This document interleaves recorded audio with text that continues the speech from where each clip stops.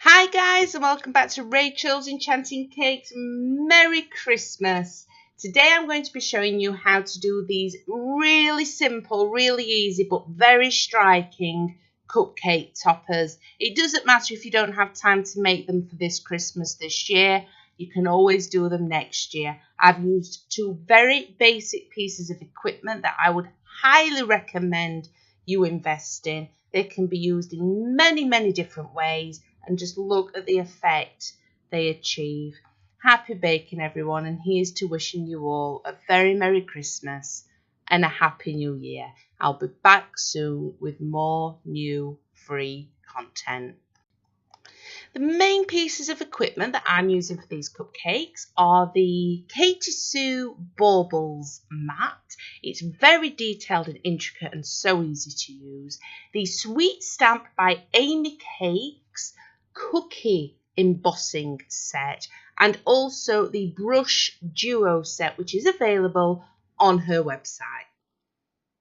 For my cupcake toppers, I am using the Renshaw's Ready to Roll icing, and I'm simply going to turn this into modelling paste using a small amount of Tylo powder.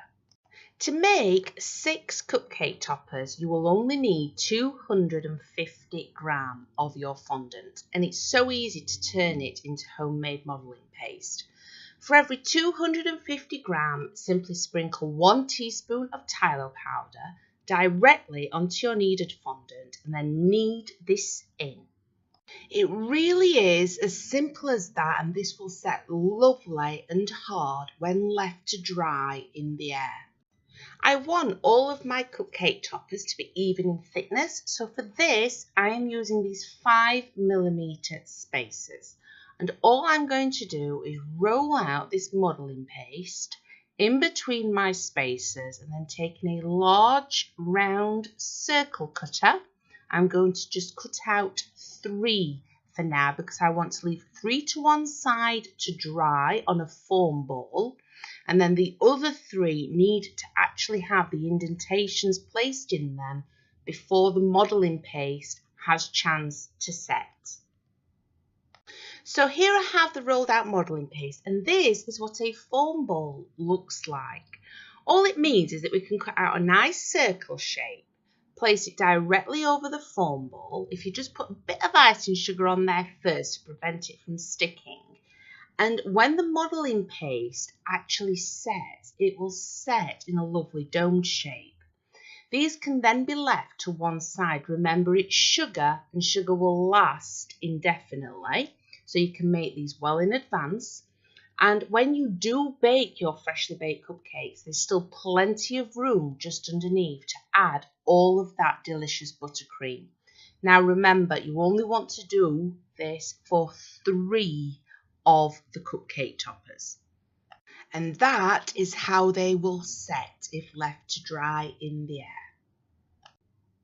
Whilst we leave these to one side to set, we're now going to make a start on the other 3 cupcake toppers, but we need to do this in a slightly different way to get those beautiful embossed words. So for the ones with the embossed words on, this is where the Sweet Stamp by Amy Cakes comes into it. Now, as you can see, each row, they are very small, intricate, detailed letters.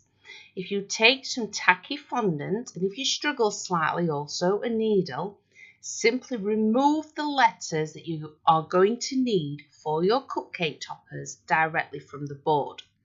You want to do this before we start cutting out the modelling paste, because remember, once the modelling paste is exposed to the air, it will start to set. So prepare all of your letters first. As you can see, the tacky fondant's doing this really easily for me.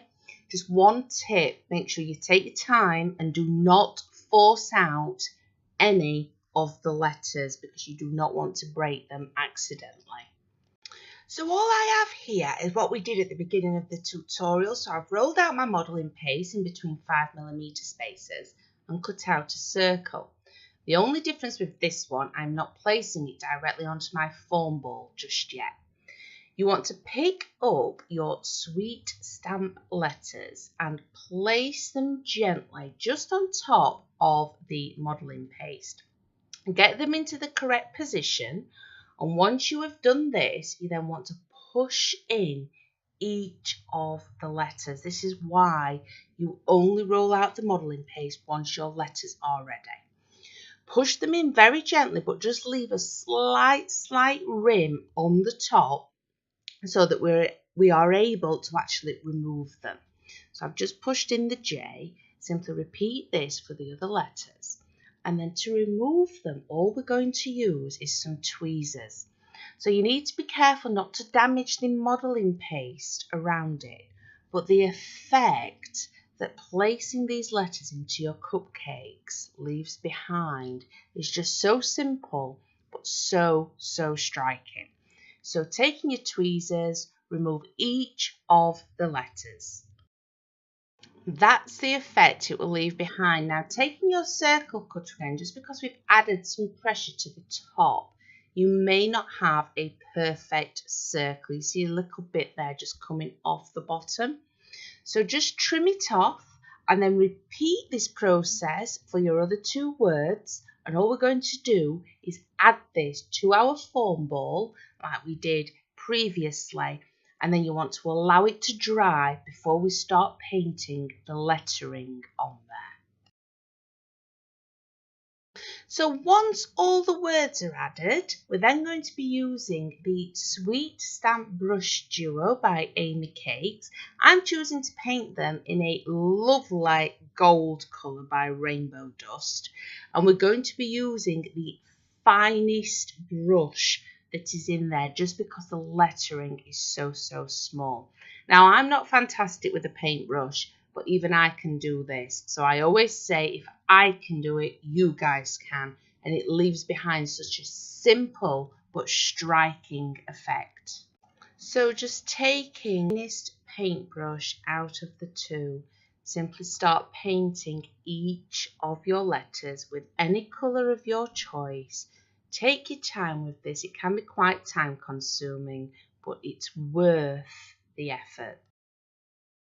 Once they are all painted, we can start by adding those beautiful Katie Sue baubles.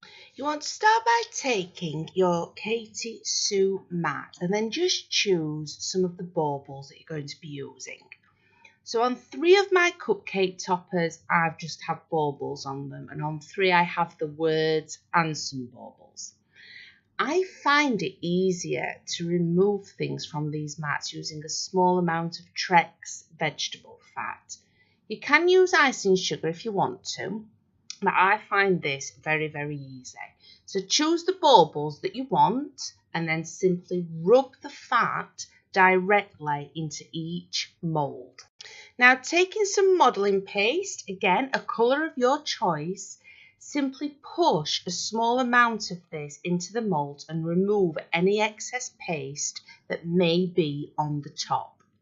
To remove these baubles, start by just pulling the mat away gently. See how easy that was? Repeat this for more baubles so that you have enough to cover all 6 of your cupcake toppers. To apply these to your actual set cupcake toppers, just use a small amount of edible glue. Place them on randomly, do different colours on each topper, and then they need to be left to dry before we can actually paint them and add those finishing touches.